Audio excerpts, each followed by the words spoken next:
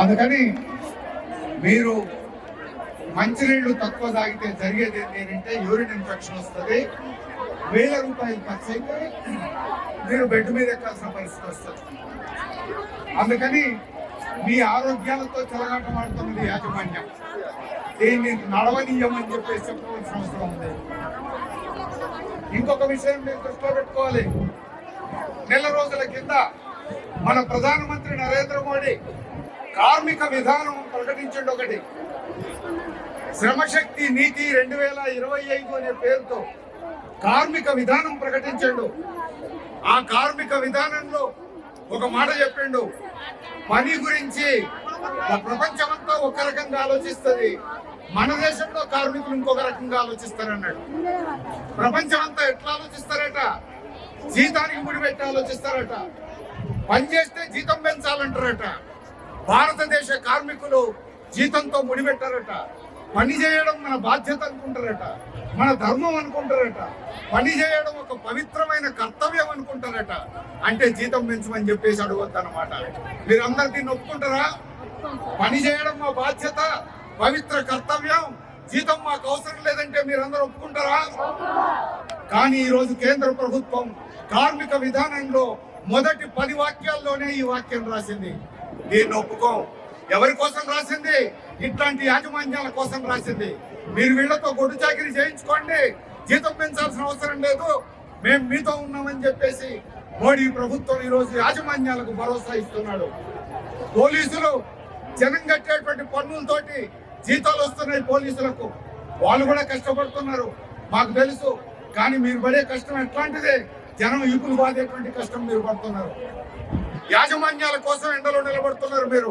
మేము కుటుంబంలో పిల్లల కోసం, భార్య భర్త పిల్లల కోసం, పసిబిడ్డల కోసం మేము రోడ్ల మీద కూర్చుంటున్నాం. మీరేమో యాజమాన్యాల కోసం రోడ్ల మీద ఉంటున్నారు. మీ కష్టం మా కష్టం ఒకటి కాదు అని చెప్పదలుచుకున్నాం. అయినా పోలీసు వాళ్ళని ఒకటి అడగదలుచుకున్నాం. ఇప్పుడు శ్రమశక్తి నీతి మోడీ ప్రభుత్వం ప్రకటించింది, మీకు కూడా వర్తిస్తుంది. పని చేయడం మా పవిత్ర కర్తవ్యం, జీతం అడగమంటున్నారు. మరి మీరు కాకి బట్టలు వేసుకొని ఎండలో నిలబడి జీతం అడగకుండా ఉంటారా అని చెప్పేసి మేము అడగదలుచుకున్నాం. అయితే జీతం ఇవ్వకపోయినా యాజమాన్యాలు మీకేమన్నా ఇస్తున్నాయేమో, యాజమాన్యాల మోచేతి నీళ్లు దాగి ఈరోజు కార్మికుల మీద పెత్తనం చేసే ప్రయత్నం చేస్తున్నారేమో. చెల్లదు అని చెప్తున్నాం. కాకి బట్టలు వేసుకున్నా మీరు మనుషులు, మాలాంటి కుటుంబాల నుంచే వచ్చిండ్రు, మీ పొట్టకూటి కోసం ఉద్యోగాలు చేస్తున్నారు, అది మీరు మనసులో పెట్టుకోండి. అట్లా కాకుండా కాకి డ్రెస్ ఉన్నది కదా అని కార్మికుల మీద పెత్తనం చేస్తామని అంటే మాత్రం చెల్లదు కాక చెల్లదు అని చెప్పేసి హెచ్చరిక చేస్తా ఉన్నాం. ఎర్రజెండా ఇట్లాంటి కాకి బట్టలు చాలా చూసింది, భవిష్యత్తులో కూడా చూస్తుంది. అందుకని మీకు ఎట్లాంటి కష్టాలు వచ్చినా సిఐటియు మీకు అండగా ఉంటుంది. రాత్రి పగలు అనే తేడా లేదు. ఖచ్చితంగా మీ కష్టాలు గట్టెక్కే వరకు, సమస్య పరిష్కారం అయ్యేంత వరకు మీరు పోరాటంలో ఉండండి. మీకు పూర్తి అండదండలు ఇవ్వడానికి సిఐటియు సిద్ధంగా ఉన్నదని మీరు మరొకసారి వాగ్దానం చేస్తూ సెలవు. వినయ్ గారికి ధన్యవాదాలు. ఇప్పుడు మన ఉద్దేశించి ఐఎఫ్టియు రాష్ట్ర ప్రధాన వివరాలన్నింటిలోకి నేను పోను. ఒకటి మీరు గుర్తుపెట్టుకోవాలి, మీ సూపర్వైజర్లు ఒక్కొక్కళ్ళని పిలిచి మాట్లాడుతున్నారట. అట్లాంటి పని చేసినట్టయితే మీ జడలు పట్టుకొని గుంజుకొచ్చి మధ్యలో నిలబెడతామని చెప్పండి. ఎవరు విడిగా పిలిచి మాట్లాడడానికి వీల్లేదు. కార్మికుల్ని సూపర్వైజర్లు లోపల షాప్ ఫ్లోర్ లో పనిచేసేటప్పుడు నువ్వు సూపర్వైజర్లు, మా కడుపు గాలి రోడ్డు మీదకి వచ్చి మేము పోరాటం చేస్తుంటే ఒక్కొక్కళ్ళని పక్కకు పిలిచి మాట్లాడితే మాత్రం చెంపలు బాగుంటాయని చెప్పండి. మీరు అట్లాంటి పని చేయొద్దని చెప్పండి. కార్మికులందరూ కలిసి ఉన్నామని చెప్పండి. ఇంకా ఏమన్నా నీకు కూడా ఇబ్బందులు ఉంటే సూపర్వైజర్ల కోసం కూడా మేము నిలబడతాం, వచ్చి మాతో పాటు కూర్చోండి తప్ప లోపలికి ఒక్కొక్కళ్ళని పిలిచి మాట్లాడితే మాత్రం మర్యాద దక్కదు అని చెప్పండి. ఇది మొదటి విషయం. ఈ రెండో విషయం, ఇవాళ మీరందరూ మహిళల్ని బాత్రూమ్కు పోతే ఎంతసేపు పోయినావు అని చెప్పేసి చూసే పరిస్థితి ఉన్నది. తొందరగా రావాలి పని చేయాలి, తొందరగా రావాలి పని చేయాలి అంటున్నారు. టార్గెట్లు పెంచుతున్నారు.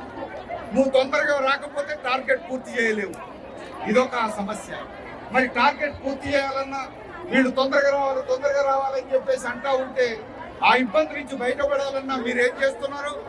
నీళ్లు తక్కువ తాగుతున్నారు. అవునా కదా? నీళ్లు తక్కువ తాగుతున్నారు.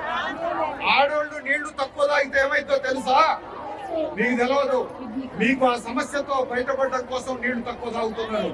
మీరు డాక్టర్ని అడగండి, చెప్తారు ఆడోళ్ళు నీళ్లు తక్కువ తాగితే యూరిన్ ఇన్ఫెక్షన్ వస్తుంది, మూత్రం ఇన్ఫెక్షన్ వస్తుంది, నెల రోజులు 15 రోజులు 2 నెలలు నవ్వుసే పరిస్థితి, బెడ్ మీద ఉండే పరిస్థితి వస్తుంది, 1000 రూపాయలు ఖర్చు పెట్టుకోవాల్సిన పరిస్థితి. వాటర్